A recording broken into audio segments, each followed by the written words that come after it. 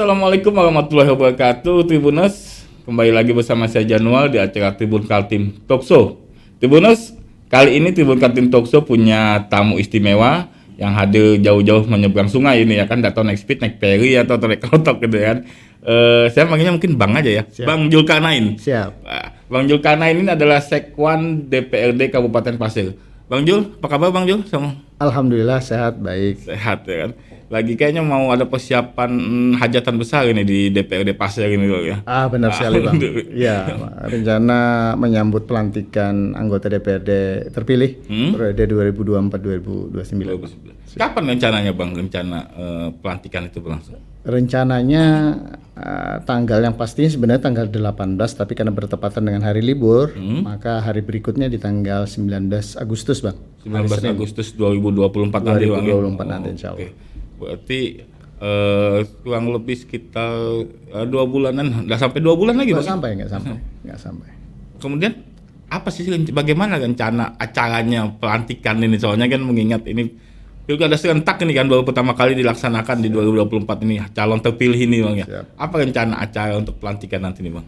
Nah, dan ini juga momen pertama buat saya sebagai sekretaris DPRD. Oh ya? Momen pertama ya? Ya, karena baru langsung dapat pekerjaan berat nih Kak? Betul, karena dilantik DPRD kebetulan 2 tahun yang lalu.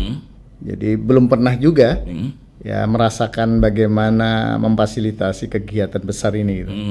Jadi ini sekaligus pengalaman pertama kami dalam menyelenggarakan pelantikan anggota Dewan Terpilih periode 2004-2029. Siap, 2024. Sudah disusun Bang agenda acaranya seperti apa gitu Bang? Alhamdulillah sejak 2 bulan yang lalu kami sudah menyusun tahapan-tahapan itu.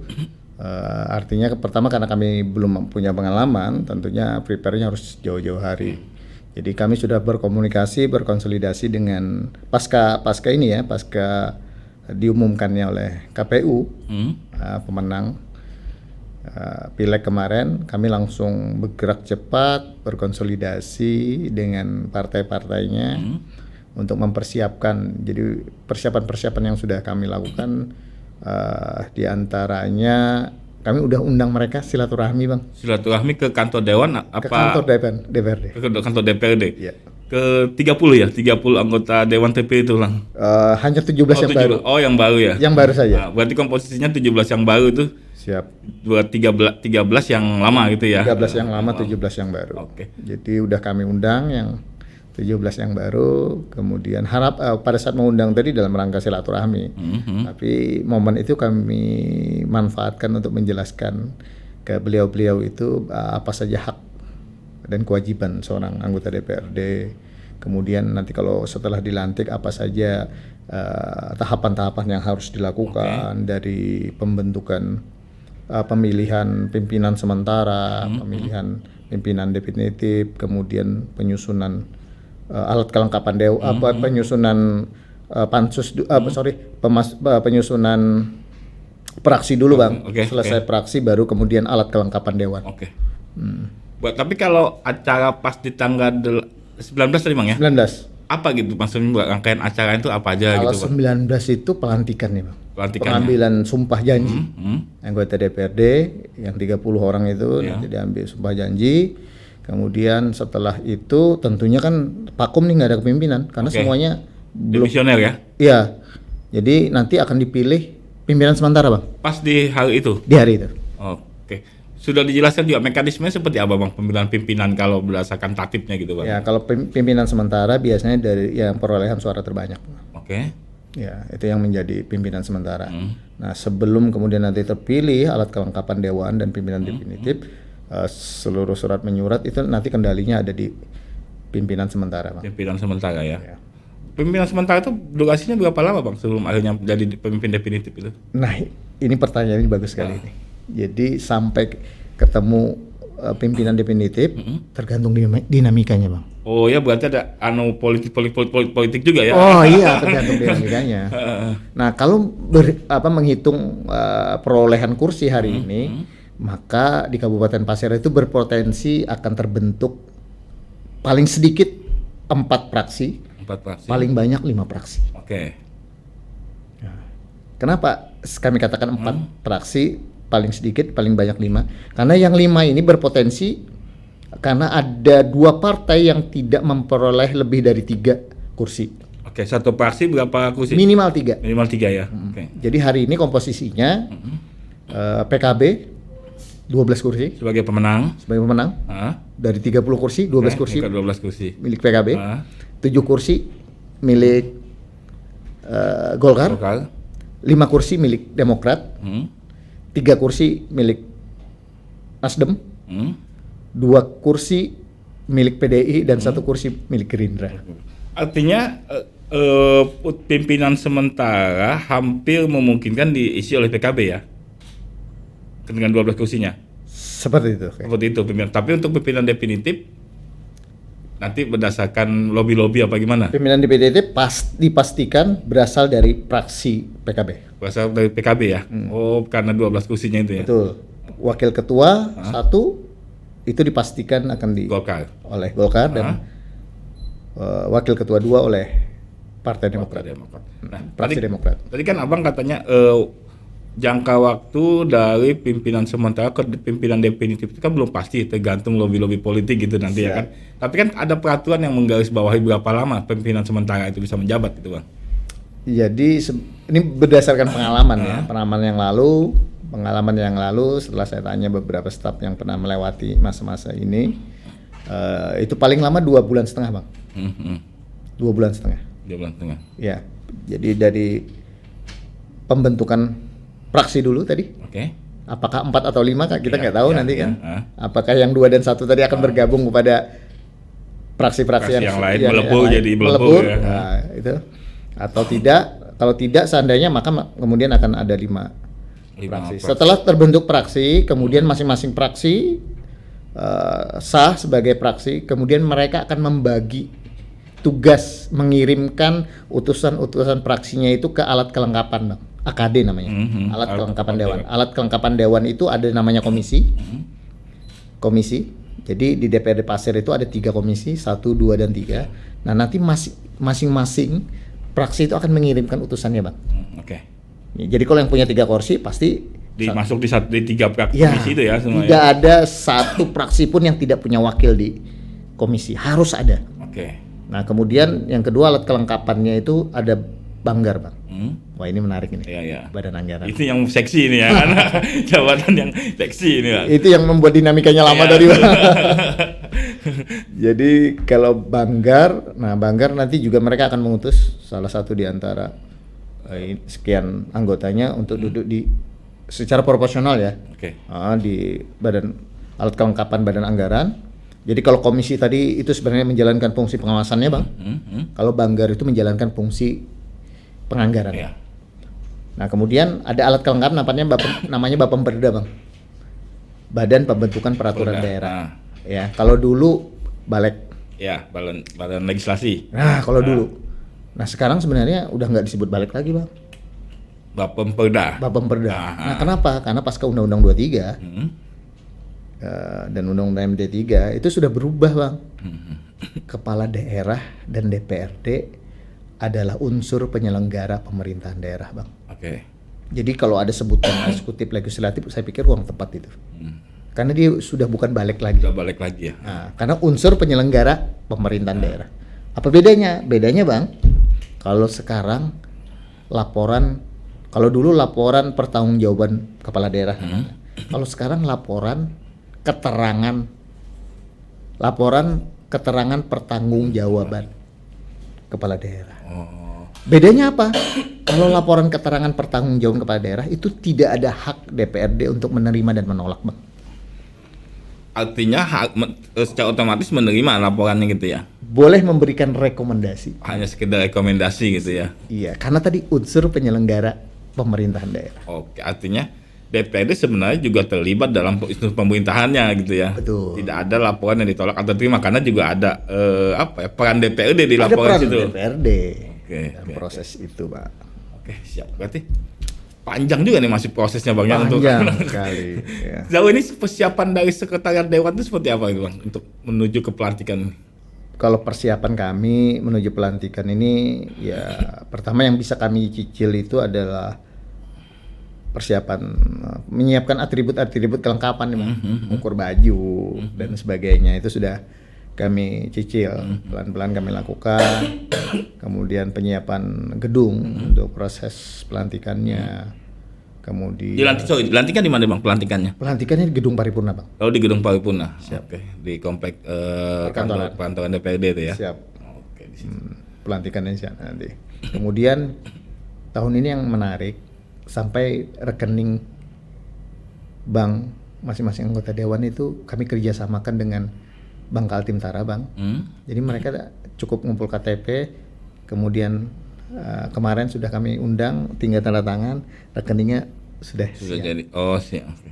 Ya, jadi seluruh transaksi terkait hak dan keuangan mereka nanti itu kami melalui Bank Bang Kaltim Tara ya. Kaltim Tara. Oh, oke. Baru ganti tahun kali ini Bang ya. Baru kali ini, dan itu kami bagi dua nanti.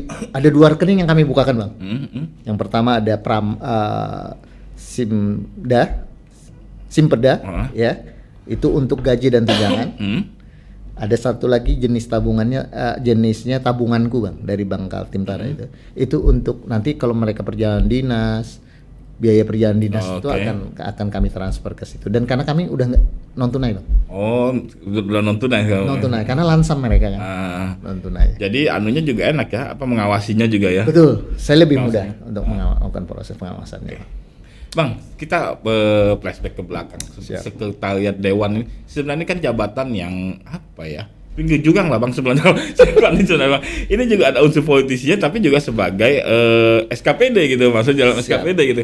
Bagaimana Abang menjalankan peran itu, misalnya ada sisi politiknya berhadapan, kalau misalnya SKPD lain kan paling berhadapannya dengan masyarakat atau ini berhadapan dengan politisi di Sekretariat Dewan ini kan Bang, yang punya sisi politisnya juga. Bagaimana Abang menjalani itu? Ya, yang pertama saya mencoba untuk memahami regulasinya dulu, dasar regulasinya menjalankan tugas sebagai sekwan itu apa, gitu kan. Nah, dijelaskan dalam regulasi, Bang, sekretaris DPRD itu memang benar seperti Abang, berbeda dengan kepala OPD yang lain. Abang harus bisa menangkap maunya dari bupati dan juga dari sisi politiknya, menerima juga dari politisinya ya, anggota dewan tuh kan. Betul. Jadi di regulasi itu dijelaskan, Bang, bahwa sekretaris DPRD secara teknis operasional bertanggung jawab kepada pimpinan DPRD. Pimpinan DPRD. Itu bunyinya, Bang. Iya. Secara teknis administratif bertanggung jawab kepada kepala daerah melalui sekda. Oke. Nah, itu yang dimaksud. Itu berarti di sisi tengah bagaimana menyeimbangkan itu yang. Betul. Nah, cuman saya kemudian mencoba untuk mempelajari kembali regulasi yang lain yang menguatkan tugas seorang sekwan itu. Saya baca ternyata selain dilantik sebagai sekretaris DPRD, Bang, ada 3 jabatan lain loh yang dimiliki oleh seorang sekwan itu. Melekat itu? Melekat. Apa itu, Bang? Sekretaris Badan Anggaran. Oke. Sekretaris Badan Musyawarah. Kemudian sekretaris Badan Pembentukan Peraturan Daerah. Keren gak, Bang? Dan jabatan itu gak boleh diisi oleh politisi. Oke. Ex officio sekwan. Berarti harus PNS yang mengisi jabatan itu? Betul. Abdi negara gitu. Abdi negara. Nah, setelah saya pelajari, Bang, kenapa sih kok regulasi ini menempatkan sekwan di 3 jabatan lainnya yang strategis tadi? Sekretaris Badan Anggaran loh, Bang. Iya. Iya kan? Ketua Badan Anggarannya adalah Ketua DPRD. Sekretarisnya harus Sekretaris DPRD. Kenapa juga Banmus begitu juga, Bapemperda juga? Saya baru sadar, Bang, bahwa ternyata negara ini menginginkan agar setiap keputusan politik yang lahir dari 3 alat kelengkapan dewan tadi, baik Banggar, Banmus maupun Bapemperda, itu dipastikan sesuai alur birokrasi yang benar. Makanya dijagain oleh seorang sekretaris. Oke. Berarti ya tanggung jawabnya itu, Bang. Berat. Ya, selain yang kita lihat harus mengakomodir keinginan para anggota dewan gitu kan, Abang ya kan. Betul. Abang juga bertanggung jawab secara administrasi ke kepala daerah. Daerah. Dan dilantiknya seorang sekwan itu, Bang, ditunjuk dan dilantik oleh kepala daerah atas persetujuan pimpinan DPRD, Bang. Itu yang beda jabatan itu dibanding SKPD yang lain, Bang. Betul. Kepala dinas yang lain cukup persetujuan kepala daerah. Kepala daerah. Nah, bagaimana sebenarnya, jadi abang menganggap siapa pimpinannya gitu, ketua dewan atau kepala daerah gitu abang menganggapnya? Secara teknis operasional, pimpinan saya adalah pimpinan DPRD. Tapi secara administratif saya tetap bertanggung jawab kepada Pak Kepala Daerah. Oke. Jadi bagaimana kemudian prinsip-prinsip birokrasi itu harus tetap jalan ketika memfasilitasi 3 fungsi DPRD ini, Bang. Bang, banyak yang terjadi di beberapa daerah, misalnya antara legislatif dan eksekutif itu terjadi perseberangan gitu ya kan. Nah, sekwan ini kan berada di tengah-tengah gitu kan, kayak sandwich lah, terjepit gitu lah ya kan Bang. Nah, tapi kayak saya lihat di Kabupaten Pasir aman-aman aja mungkin ya. Tapi misalnya itu pernah abang terjadi, abang misalnya ada apa ya, seperti buah si malakama gitu Bang, abang ketika menghadapi situasi gitu menjadi sekwan gitu Bang? Pernah lah, Pak. Pastilah seperti itu, Bang. Pasti ada momen-momen seperti itu. Gitu. Artinya sekretariat DPRD hari ini yang dilihat orang tuh hasil dari proses panjang kami mendorong perubahan, Bang. Jadi hasil perjalanan panjang kami mencoba untuk mendorong perubahan agar DPRD itu betul-betul berkinerja, Bang. Makanya saya selalu sampaikan kepada rekan-rekan saya bahwa berkinerja tidaknya DPRD itu andil sekretariat itu sangat besar. Oke. Jadi saya selalu ingatkan kepada anggota dewan juga, khususnya yang baru kemarin, hati-hati Pak menggunakan 2 kata melayani dan fasilitasi. Kalau Bapak melihat setiap apa yang kami lakukan ukurannya adalah layanan, ya, nanti nggak ada batasannya. Itu ukurannya puas dan tidak puas, Pak. Padahal kata layanan di dalam regulasi itu hanya tertuju kepada administrasi.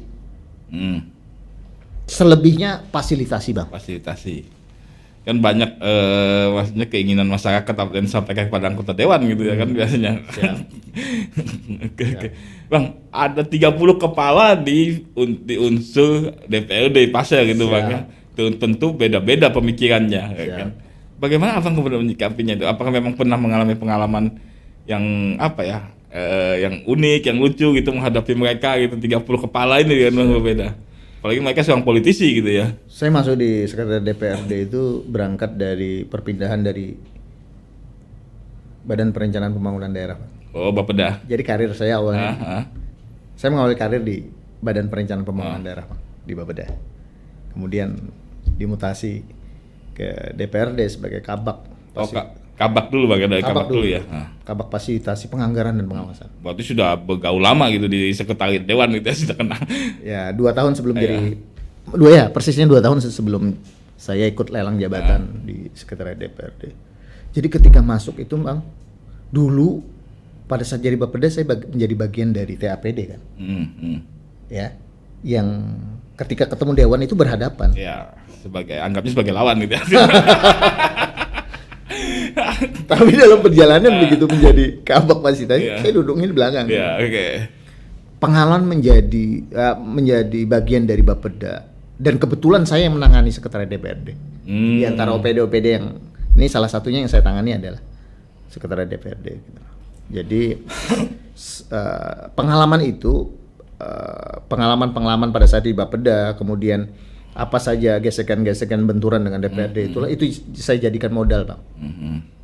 Untuk menyelami problemnya apa? Ternyata problemnya soal pemahaman saja, Bang.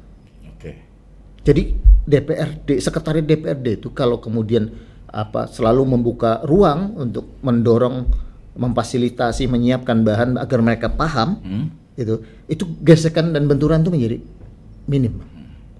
Problemnya karena mereka kadang ya karena dari latar belakang yang macam-macam gitu ya. Macam-macam kan. Nah, itu.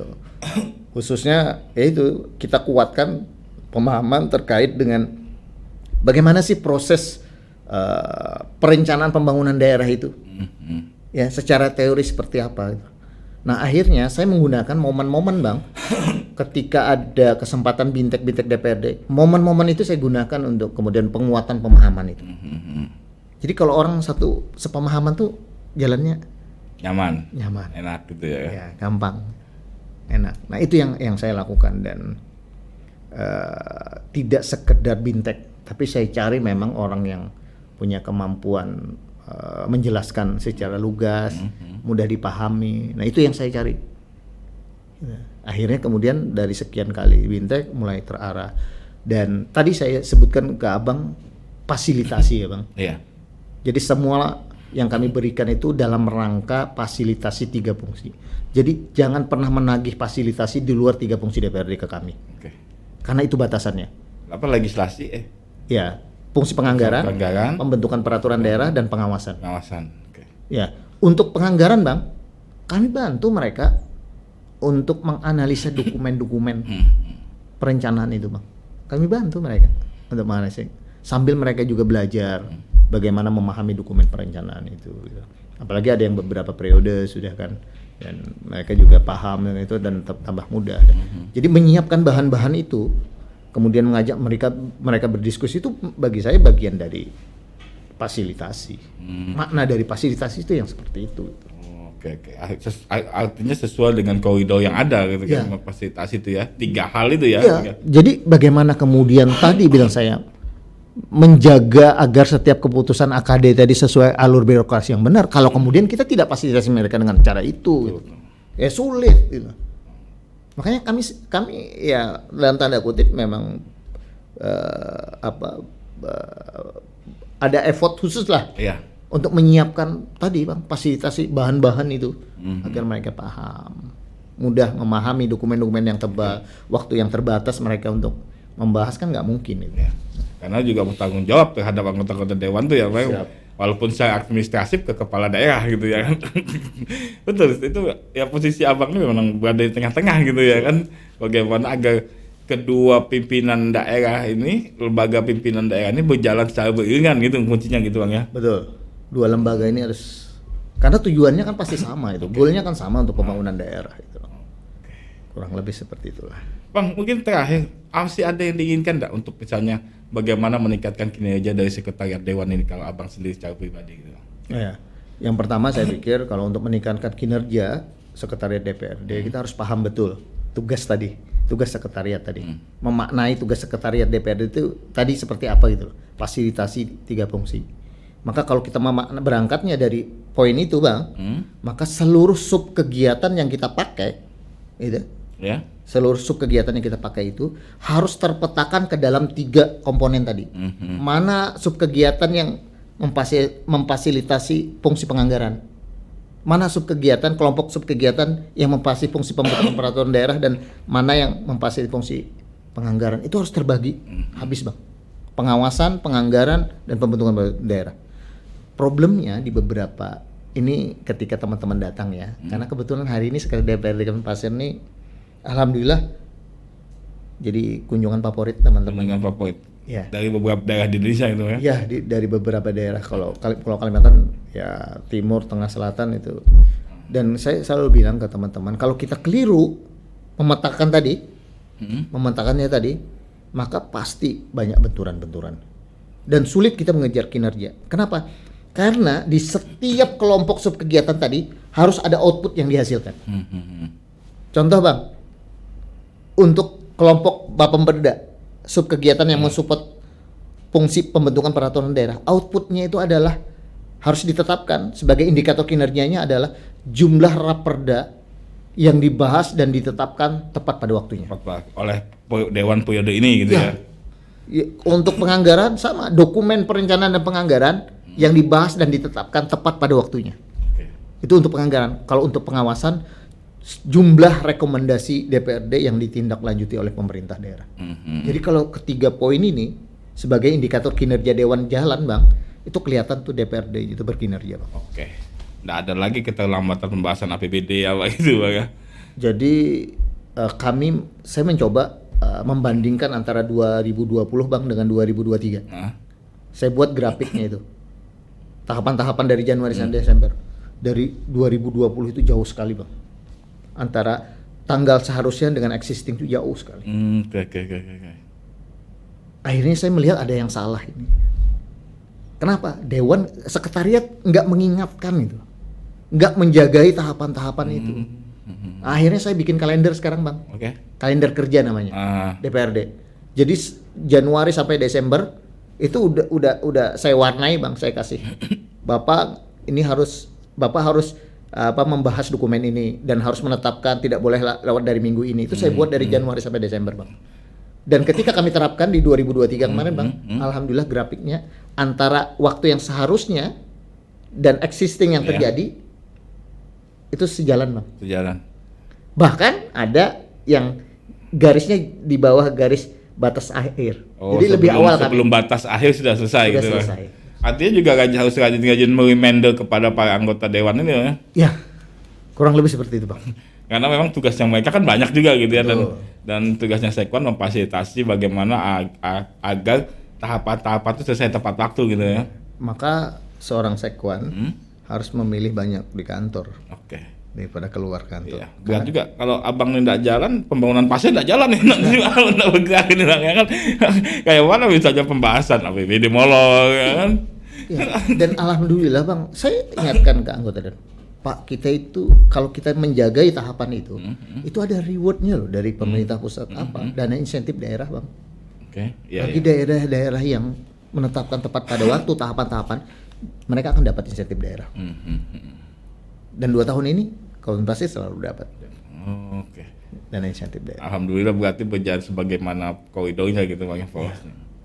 Kurang lebih seperti itu. Makanya kalau pengalaman saya ya selama 2 tahun ini antara BKAD, Bapeda dan Sekretariat DPRD itu harus tiktokan.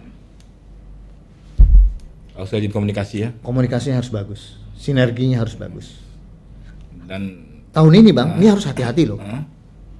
Dan kawan-kawan yang datang beberapa minggu yang lalu dari Sekretariat DPRD yang lain baru kaget, baru sadar. Kenapa, Bang?